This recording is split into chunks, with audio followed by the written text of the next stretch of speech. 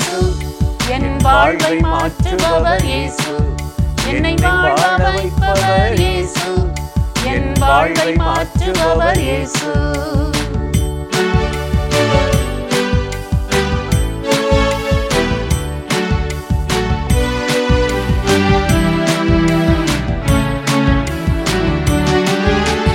காடு மேடு ஓடினே, முட்புதரில் சிக்கி தவித்தே. காடு மேடு ஓடினே, முட்புதரில் சிக்கி தவித்தே. என்னை தேடி தேடி வந்தார், அன்பாய் தூக்கி அணைத்துக் கொண்டார். என்னை தேடி தேடி வந்தார், அன்பாய் தூக்கி அணைத்துக் கொண்டார். என்னை வாழ வைப்பவர் இயேசு, என் வாழ்வை மாற்றுபவர் இயேசு, என்னை வாழ வைப்பவர் இயேசு, என் வாழ்வை மாற்றுபவர் இயேசு.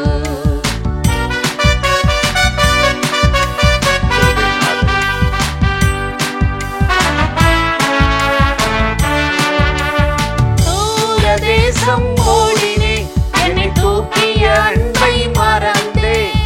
தூரதேசம் ஓடினே, என்னை தூக்கிய அன்பை மறந்தே.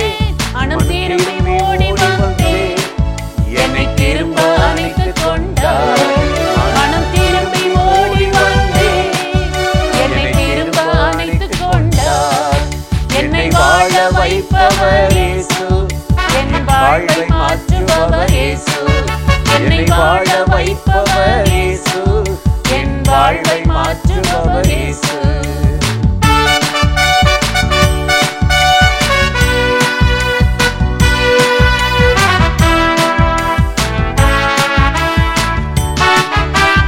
காடு மேடு ஆனாலும், கஷ்டம் நஷ்டம் ஆனாலும். காடு மேடு ஆனாலும், கஷ்டம் நஷ்டம் ஆனாலும். அப்பாவோடு இருப்பேன், அவர் அன்பை விட்டு விலகே. இனி அப்பாவோடு இருப்பேன், அவர் அன்பை விட்டு விலகே.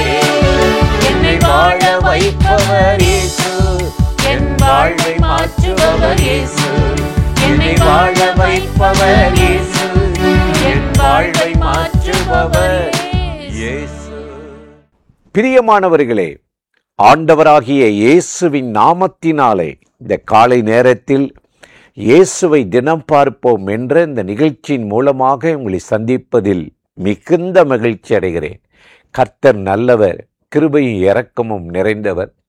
இந்த நாளிலும் கட்டாயம் உங்களை ஆசீர்வதித்து நடத்துவார்.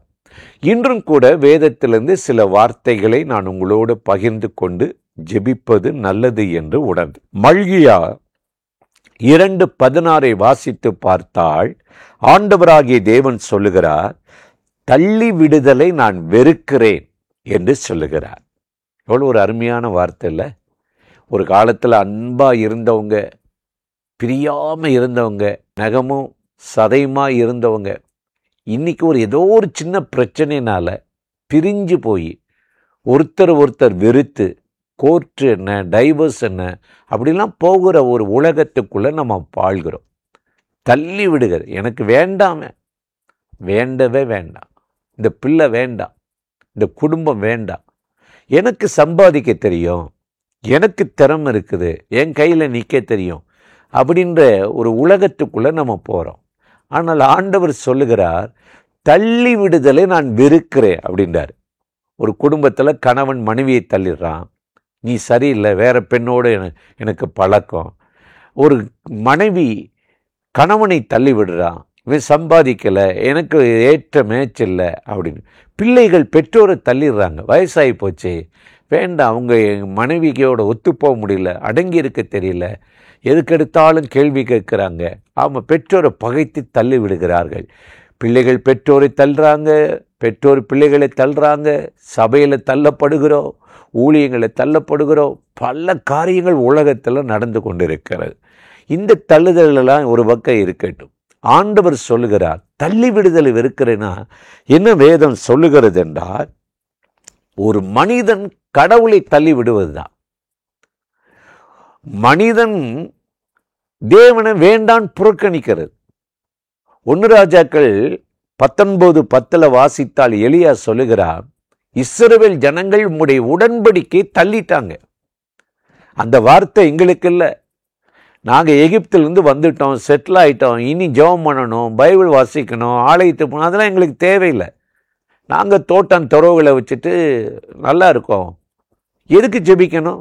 எங்களுக்கு அரசாங்கம் டோல் கொடுக்குது, வருமானம் கொடுக்குது, ரேஷன் அரிசி கொடுக்குது, இலவச பஸ்ஸு கொடுக்குது, எதுக்கு நாங்கள் தேடணும் அப்படின்னு சில பேர் கேட்குறாங்க. என்ன குறைவில்லை, மழை பெய்யுது, விளைச்சல் வருது அப்படின்னு. வேதம் ரொம்ப அருமையாக சொல்லுகிறது, ஆண்டவரை தங்கள் இருதயத்தில் தள்ளி வைக்கிறது. 1 சாமுவேல் 8:7 பார்த்திங்கன்னா, 40 வருஷம் வனாந்தரத்தில் ஜனங்களை கர்த்தர் நடத்தினார். அப்படி நடத்தின கர்த்தரை திடீர்னு சாமுவேல் காலத்தில் ஜனங்கள் கலகம் பண்ணி, எங்களுக்கு மற்ற நாட்டில் இருக்கிறது போல எலெக்ஷன் வேணும், ராஜா வேணும், வரி போடணும், நாங்கள் வசதி வாய்ப்பாக வாழணும், நீதியோ பரிசுத்தமோ எங்களுக்கு தேவையில்லை, நினச்சா ஆலயத்துக்கு போவோம், இல்லைன்னா வீட்டில் உட்காந்துக்குவோம் அப்படின்னு பெரிய பிரச்சனை பண்ணிட்டாங்க. சாமுவேல் மனம் உடைந்து போனார். அப்போ ஆண்டவர் சொன்னாராம், அவங்க ஒன்றை தள்ளலப்பா, என்னைத்தான் தள்ளிவிட்டார்கள். இன்னைக்கு தேவனை தள்ளி ஒன்றுமில்லாமல் போனவர்கள் உலகத்தில் இருக்கிறது. பதவியை நம்பி, தேசத்தை நம்பி, வசதி வாய்ப்பை நம்பி, எனக்கு ஆண்டவர் வேண்டான்னு சொல்லி ஓடின அநேகரை பார்க்குறோம். இஸ்ரவேல் ஜனங்கள் அப்படித்தான்.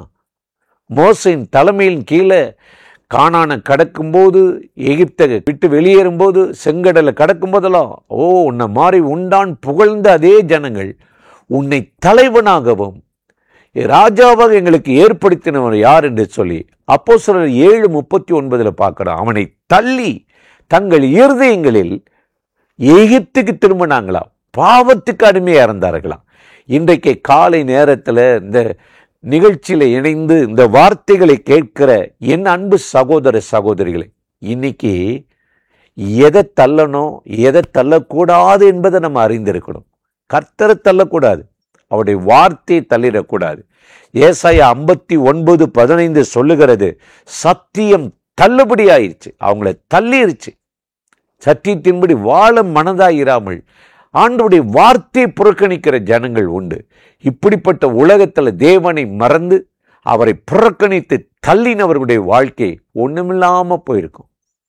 அதனால தான் எரேமியா 6ஆம் அதிகாரத்தில் நம்ம வாசித்து பார்த்தால் 30வது வசனத்தில் தள்ளுபடியான வெள்ளின்றாங்க. இது கவரிங், தங்கம் கிடையாது, டூப்ளிகேட்டு. பேங்கில் பார்க்குறோம்ல, கவரிங்கை வச்சு ஏமாத்திடுறான், பணத்துக்காக கொள்ளையடிக்கிறான், திருடுகிறான். அதே போலதான் இன்னைக்கு வெள்ளி தானே, பொண்ணு தான், ஆனால் தள்ளுபடி ஆயிட்ட. உன் ஜெபத்தை ஆண்டவர் கேட்கல. ஏனென்றால் உன்னுடைய கிரியைகள் தேவனுக்கு பிரியமாய் இல்லாமல் அருவருப்பாய் இருக்கிறதுனால ஆண்டவர் சொல்லுகிறார், உன் ஜெபத்தை நான் தள்ளுவேன், கிருபை எடுப்பேன். சவுல் அப்படித்தானே தள்ளிட்டாரு. 2 சாமுவேல் 7ஆம் அதிகாரத்தில் 15 பார்க்கிறோம், என் முன்னிலிருந்து தள்ளின சவுளை போல நீ போயிடக்கூடாதுன்னு எச்சரிக்கிறார்.